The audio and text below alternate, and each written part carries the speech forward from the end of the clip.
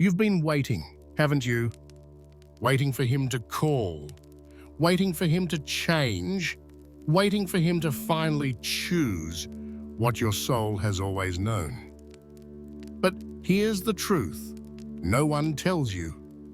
In the final stage, the masculine cannot move first.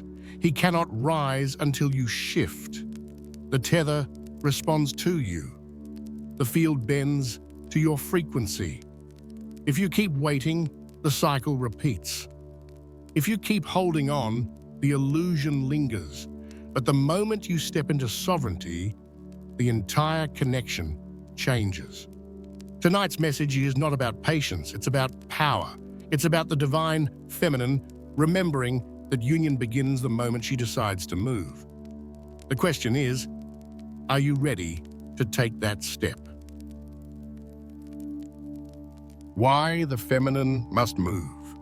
First, in the final stage, the mystery of twin flame union is often wrapped in illusions. Illusions of timing, illusions of waiting, illusions of rescue.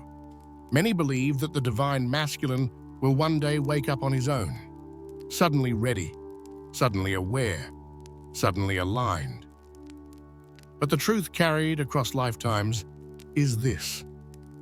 The feminine always moves first, not because she is more powerful than him, but because she is the receiver, the transmitter, the mirror, who bends the entire field of the connection. The tether responds to her frequency. When she shifts, he feels it. When she withdraws, he notices. When she decides to stand in truth, his illusions collapse. This is why the final stage of union cannot begin with the masculine alone. His awakening is triggered by her sovereignty. Without her step forward, he is left swimming in cycles that have no end. For the divine feminine, this is both a gift and a weight. She feels the responsibility pressing against her chest because she knows, even if she tries to deny it, that her choice is the key. She cannot wait for him to rescue her because union was never designed as rescue. She cannot wait for him to decide because his decision is bound to her own. The feminine moves and the masculine responds. This has always been the sacred design. Why must she move first? Because her body, her heart, her womb, her voice are the antenna of the connection. She is the receiver of cosmic codes, the one who feels energy before it is visible, the one whose vessel processes and integrates before the masculine even understands what is happening. The universe chose her as the first to awaken, the first to shed, the first to stand sovereign. And once she does, the masculine cannot remain unchanged. This movement does not mean chasing. It does not mean reaching out, begging, or forcing him to see. In fact, it is the opposite. The feminine's first move is to stop moving toward him. It is the moment she withdraws her energy from old patterns, no longer feeding his silence, no longer sacrificing her needs, no longer bending to keep the peace. It is the shift inward, the decision to claim her truth, even if that truth means walking through fire alone. For the divine masculine, her movement is a shockwave. He may not admit it, but he feels it in his body. The tether tightens, his chest grows heavy. Dreams stir him awake. The distractions that once numbed him begin to fail. He senses that something has changed, not outside of him, but in her. And because of that shift, he cannot remain the same. Her sovereignty destabilizes his illusions, forcing him to confront his own. Union, then, is not about two halves stumbling toward each other in desperation. It is about the feminine stepping first into wholeness, creating a field so pure, so sovereign, so steady that the masculine is pulled into awakening by the sheer weight of her truth. This is why her step matters more than her waiting. Waiting keeps him comfortable. Rising shakes him awake. This truth is not easy. It means the feminine must release the fantasy of rescue. She must accept that the story she carried in her mind, that he will one day come knocking when she is at her weakest, is not the story her soul wrote.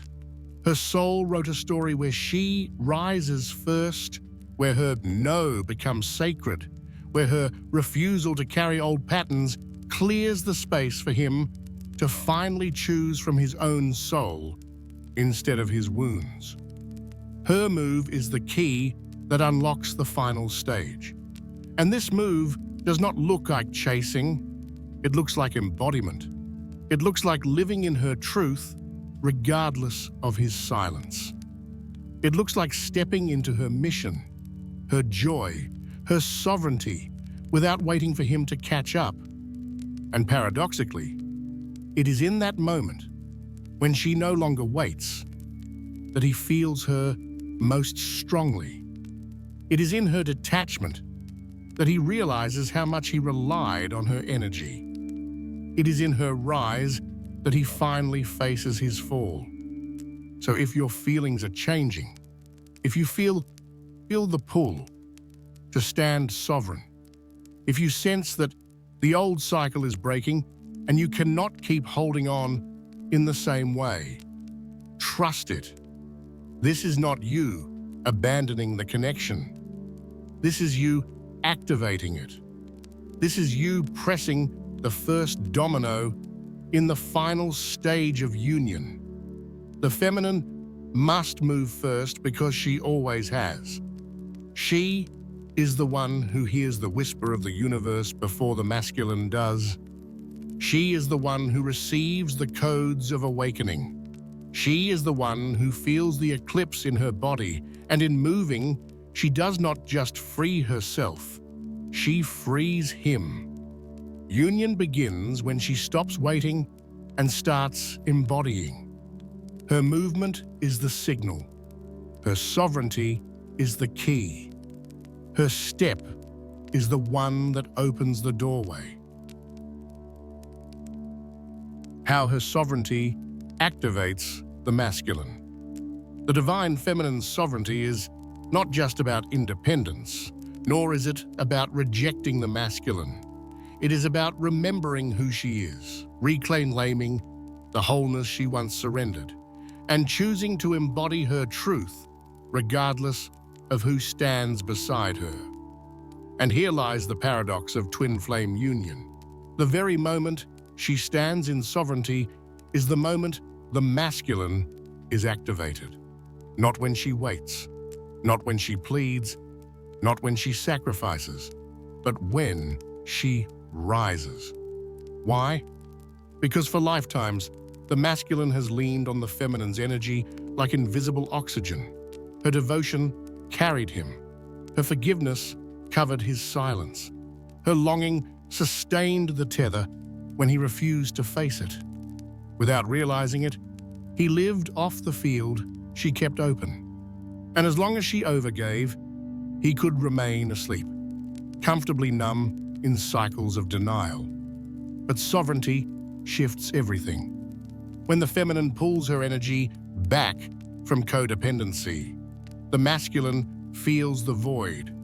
When she says this is no to illusions, his excuses echo louder in his own chest.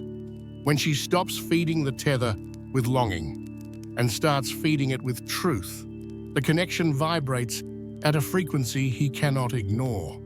This activation is not gentle. It rattles him. Suddenly, his distractions don't work.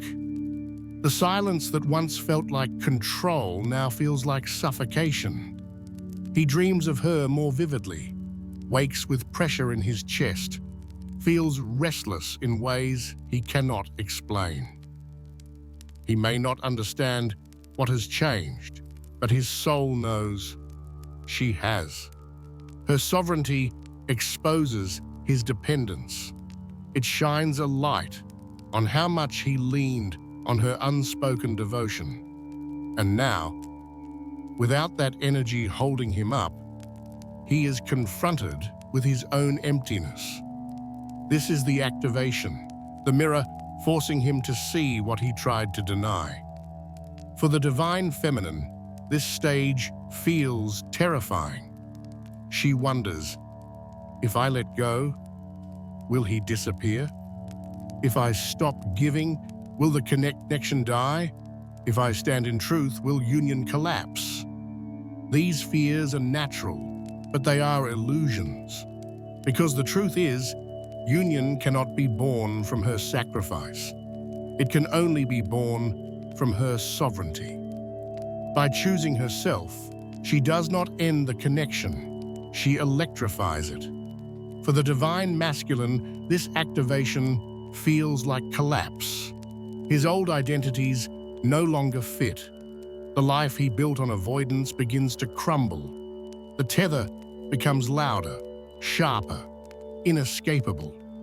He feels the feminine's detachment as a loss. But beneath that loss is a deeper truth. Her rise is calling him higher. Her sovereignty is not rejection, it is invitation. This is the sacred design. The feminine activates the masculine not by waiting for him, but by walking ahead. She shows him the path not with words, but with embodiment. She becomes the mirror he cannot escape, the frequency he cannot deny. And when he finally chooses to rise, it is not because she carried him there, but because her sovereignty left him no other option but to meet her. The tether itself responds to her sovereignty. When she steps into her mission, he feels the pull. When she releases illusion, he feels the shift. When she honors herself, he feels the echo. This is why her movement matters so much, because the connection is alive and her rise reverberates through every fiber of it. Her sovereignty activates his awakening, because it leaves him no energy to lean on, no illusions to hide behind, no silence to mask his fear. It forces him to face himself. And in that confrontation, his soul remembers. So if you feel the pull to rise, to stand sovereign, to stop waiting for him to choose, trust it. This is not you abandoning him. This is you awakening him. The masculine does not rise because you carry him. He rises because your sovereignty activates the dormant codes in his own soul. The divine feminine's sovereignty is not the end of union. It is the beginning. It is the spark that lights the masculine's fire. It is the frequency that shakes his silence. It is the choice that forces him to remember.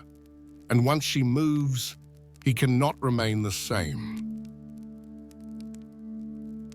The moment the divine feminine steps into sovereignty, the entire field of the connection changes. The tether vibrates differently. The masculine feels it in his body, even if he cannot explain it. The universe begins to move pieces in the physical reality, aligning circumstances that once seemed impossible. And while the mind still doubts, the soul begins to sense what is coming. Union. But how do you know that your shift has truly set the stage?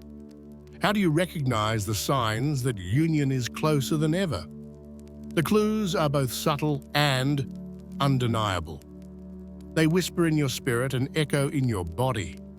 If you look closely, you will see them everywhere. The first sign is emotional detachment without collapse. You no longer cling to the masculine's silence with desperation. You no longer need constant confirmation to feel secure. Instead, you feel a calm center within you, a knowing that union is inevitable, whether it is visible yet or not. This detachment is not coldness. It is sovereignty. It proves that the tether no longer bleeds with longing but hums with truth. The second sign is accelerated purging of illusions. Suddenly, you find yourself unable to tolerate what once felt bearable. False friendships, draining conversations, old karmic attachments. The universe removes what cannot walk into union with you. And though it may hurt, you recognize the clearing as alignment. Each release is proof that the new cycle is already forming. The third sign is dreams and visions intensifying. The feminine often begins to see the masculine more vividly in dream time. Conversations happen in the astral. Memories surface with new clarity. Symbols repeat with undeniable precision. These are not fantasies, they are transmissions. The closer union draws, the thinner the veil becomes. What is coming in the physical first prepares itself in the unseen. The fourth sign is the masculine's restlessness increasing. You feel him through the tether, his energy stirring, his silence becoming heavy, his presence stronger, even in absence. He may appear in your thoughts at unexpected times, or you may feel physical sensations that mirror his turbulence. This is not imagination. It is confirmation that your sovereignty has activated his awakening, and the shift is reverberating through him. The fifth sign is synchronicities, aligning with precision. Numbers, songs, names, and symbols show up so frequently they can no longer be dismissed. You hear lyrics that echo your journey. You see mirrored numbers on clocks, receipts, and messages. These synchronicities are the universe's way of saying, you are on the path. Keep moving. They intensify as union approaches, serving as guideposts for both counterparts. The sixth sign is new levels of peace despite uncertainty. Even when external circumstances seem unchanged, even if he has not spoken, even if distance remains, you feel a deeper calm. This peace is not denial, it is alignment. Your soul knows the work is being done in the unseen, and your body carries the frequency of readiness. This peace is the vibration that attracts union, because it proves you are no longer chasing, but embodying. The seventh sign is mirrored breakthroughs. As you rise, you begin to sense or even witness the masculine making shifts of his own. He may end cycles that once trapped him. He may show signs of restlessness that push him toward change. Even if you do not see it directly, you feel it in your chest. The tether confirms it. Your breakthrough is echoed in his, proving that the field is aligning you both toward the same destination. The final sign is the undeniable inner knowing. Beneath the tears, beneath the doubt, beneath the chaos, there is a quiet certainty in your bones. It is happening. This knowing cannot be explained, only felt. It is the soul's recognition that the work is almost complete, that the final stage is unfolding, that union is not a dream but an inevitability. For the divine feminine, these signs are both encouragement and responsibility. They remind her that her sovereignty is not in vain, that her release is not wasted, that her detachment is not abandonment, but alignment. For the divine masculine, these signs stir unease. He feels the shift but cannot name it. He senses the inevitability but resists the surrender. Yet the signs will press on him until he admits what his soul has always known. Together, these signs are the universe's way of saying, stay steady. The door is opening. The field has shifted. The tether is alive. The purge has cleared the way. Union is not far. It is forming in every heartbeat, in every synchronicity, in every dream. Why waiting or clinging blocks the process? One of the hardest truths for the divine feminine to accept is this: waiting does not bring union closer. In fact, waiting often pushes it further away.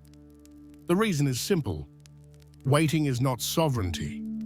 Waiting is attachment disguised as patience. And attachment carries a frequency that blocks the very alignment union requires. When you cling, you send a signal to the universe that you do not yet trust yourself to stand whole without your counterpart. You send the tether a message of imbalance, a vibration that says, "I will not feel complete until he moves." That vibration holds the masculine in a loop. He feels the pressure of expectation through the tether, and instead of awakening, he resists. Clinging is not love. Clinging is fear, and fear cannot magnetize union. It repels it. The divine feminine often struggles with this lesson. She has given, waited, sacrificed, and hoped for so long that letting go feels like betrayal. She worries, if I release him, will he disappear forever? If I stop waiting, will union die? But this is an illusion. The truth is that releasing does not end the connection. It purifies it. Waiting keeps the field heavy. Releasing clears it. For the divine masculine, clinging energy is suffocating. Even if unspoken, he feels it. The tether makes sure of that. Her longing becomes his restlessness. Her attachment becomes his avoidance. He may not understand why, but he resists because her clinging mirrors his own fear of being trapped. He cannot awaken while feeling the weight of expectation pressing on him through the bond. This is why waiting and clinging block the process. They freeze the field in a loop of push and pull. Feminine longing, masculine resisting, the cycle repeating endlessly. Union does not arrive in this frequency. It requires sovereignty, not dependency. Sovereignty looks like this: the feminine choosing herself fully, no longer silencing her truth to keep his comfort. She pours her energy into her mission, her joy, her growth. She releases him not because she does not care, but because she finally trusts the tether enough to stop forcing. And paradoxically, that release is what awakens him most. Her detachment creates the space he needs to face his own truth. Think of it this way. Union is a door that opens inward. If you push on it with desperation, it will not move. But if you step back, the space clears and the door can finally swing open. Waiting is pushing. Clinging is pressing against the door.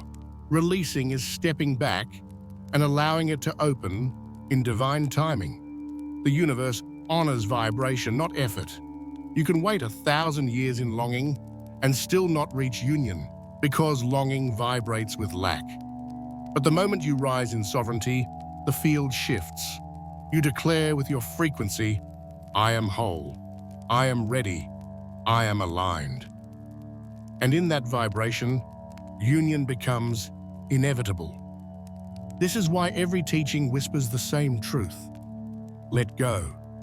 Not because the connection is false, not because union is impossible, but because letting go is the only way to free the field from distortion. Clinging feeds illusion. Release feeds truth. For the feminine, this is her test. Can she stop waiting? Can she release the fantasy of rescue? Can she walk forward in her power, even if he is not beside her yet? If she can, the tether will hum with new frequency, and the masculine will be forced to feel what he has long avoided. For the masculine, this becomes his awakening. Without the crutch of her energy holding him up, he must face his own shadows. Without her devotion cushioning his denial, he must finally choose. Waiting let him remain asleep. Release forces him to awaken. So understand this clearly. Waiting and clinging are not love. They are fear. And fear has no place in union. The feminine's greatest act of devotion is not to wait, but to rise, not to cling, but to release, not to beg, but to embody. And when she does, the entire field shifts. Union is not delayed by her sovereignty, it is birthed by it. Union is not a random miracle that falls into your lap one day. It is a frequency. It is a field that must be built, cleared, and stabilized, so that when both counterparts step into it, it can actually hold them.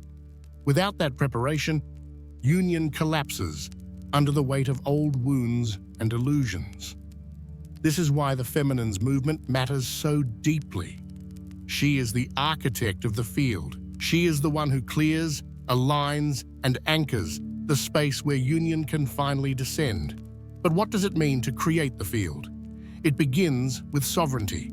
The feminine must reclaim every fragment of energy she gave away in desperation. She must withdraw from cycles of overgiving, from patterns of silence, from the illusion that love is proven through sacrifice. By standing in her truth, she creates stability within herself. And that stability radiates outward, shaping the field. The second pillar of the field is clarity. Union cannot land on confusion. If the feminine is still entangled in karmic attachments, still holding on to false beliefs, or still wavering in her devotion to her own soul, the field remains distorted. Clarity does not mean she has all the answers. It means she has chosen alignment. She knows what is true and refuses to feed what is false. This clarity sends a signal through the tether, pulling the masculine toward his own awakening. The third pillar is frequency management. Every thought, every emotion, every choice adds to the field. When the feminine feeds fear, the field vibrates with lack. When she embodies truth, the field vibrates with readiness. This is why self-care, meditation, creative expression, and grounding are not luxuries. They are necessities. They keep her frequency clear, ensuring the field is strong enough to hold union when it arrives. The fourth pillar is detachment from outcome. This is the hardest test. The feminine must build the field not as a performance to lure him in, but as a natural extension of her own embodiment. If she creates with the hidden motive of maybe this will make him come, the field is still tainted with desperation. But when she creates because she is sovereign, because she is aligned, because she is whole, the field becomes magnetic. In that moment, union is no longer a question of if, but of when. For the divine masculine, the field created by her sovereignty is irresistible. He may resist consciously, but subconsciously, he feels it, pulling him home. Her detachment unnerves him. Her clarity rattles him. Her peace destabilizes his illusions. He begins to sense that the only way forward is to rise to meet her frequency. The old cycle no longer feels safe. The silence no longer feels protective. Her field becomes the mirror that forces him to choose truth. For the divine feminine, creating the field is her highest form of devotion. Not devotion to him, but devotion to love itself. She is not waiting for him to step in. She is preparing a sacred container where both can meet without distortion. She is declaring to the universe, I am ready, I am whole. I am aligned. And the universe responds by aligning timelines, dissolving obstacles, and drawing union closer. Practical signs of the field forming are undeniable. Her emotions stabilize, her mission expands, her peace deepens, synchronicities intensify, and the masculine's restlessness grows. The field is not just an idea, it is a living vibration, felt in both counterparts, witnessed in mirrored shifts. Creating the field where union can land is not about perfection. It is about authenticity. It is about the feminine standing in truth so fully that nothing false survives in her orbit. When she does, the tether hums with new power, and the masculine feels the invitation not as pressure, but as destiny. Union does not descend into chaos. It descends into clarity. And the feminine is the one who shapes that clarity. By embodying sovereignty, maintaining frequency, and detaching from outcome, she builds the sacred ground. And when the ground is ready, union has no choice but to appear. The field is the altar. Her sovereignty is the offering. His awakening is the response. And union is the flame that descends when all is aligned. Every stage of the twin flame journey reveals a deeper layer of truth. But none is more decisive than the final stage, and in this sacred stage, one truth rings louder than all others. Union begins when the feminine moves first. Her step is the catalyst. Her sovereignty is the trigger. Her decision is the key. For lifetimes, the feminine has been conditioned to wait, to hope, to sacrifice, to pour herself out while the masculine wandered in silence. This waiting was disguised as devotion, but in reality, it delayed the process. Because union is not born from longing, it is born from alignment. And alignment can only begin when she chooses to embody her full truth, even if that means stepping forward without him by her side. The feminine's step is not about chasing. It is not about demanding or pleading. It is not about forcing him into awakening. Her step is an inward one. The moment she reclaims every fragment of energy she gave away. The moment she stops shrinking for his comfort. The moment she decides that love will not be built on sacrifice, but on truth. This is the move that shifts everything. When she steps into sovereignty, the tether vibrates differently. The masculine feels it instantly. Her silence no longer feels like passivity. It feels like power. Her detachment no longer feels like rejection. It feels like invitation. He is confronted with himself in ways he cannot escape. Without her energy cushioning his denial, he must face his shadows. Without her devotion feeding his avoidance, he must rise. Her step becomes his awakening. For the divine feminine, this realization can feel heavy. She wonders, why me? Why must I always be the one to move first? The answer is simple. Because she was designed to receive and transmit first. Her body, her heart, her spirit are the antenna of the connection. She hears the whispers of the universe before he does. She feels the shifts in her womb, her chest, her dreams.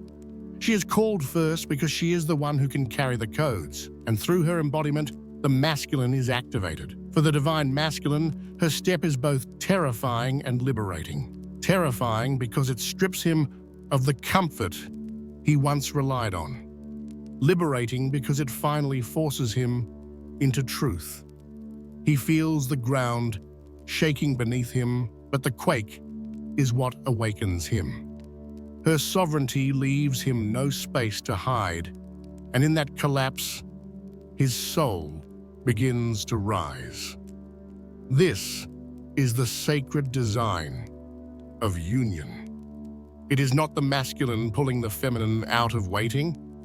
It is the feminine stepping out of waiting herself, embodying wholeness, and in doing so, pulling the masculine into remembrance. Her step clears the illusions. Her step stabilizes the field. Her step unlocks the doorway. And so the final message is this: do not fear the weight of moving first. Your step is not weakness, it is destiny.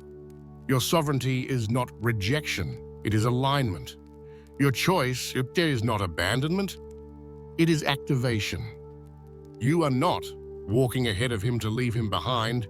You are walking ahead to show the way. When the feminine moves, union begins.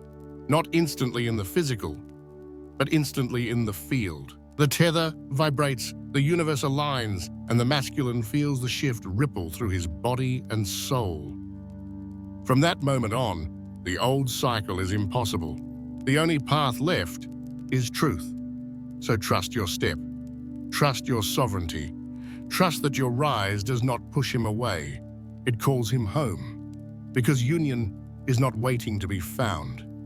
It is waiting for the key to turn. And that key is in your hand. The feminine step is the beginning. It is the trigger. It is the signal to the universe. I am ready. I am whole. I am aligned. And when that signal is sent, union cannot be delayed. You are not just moving for yourself. You are moving for both. You are carrying the torch that lights the path.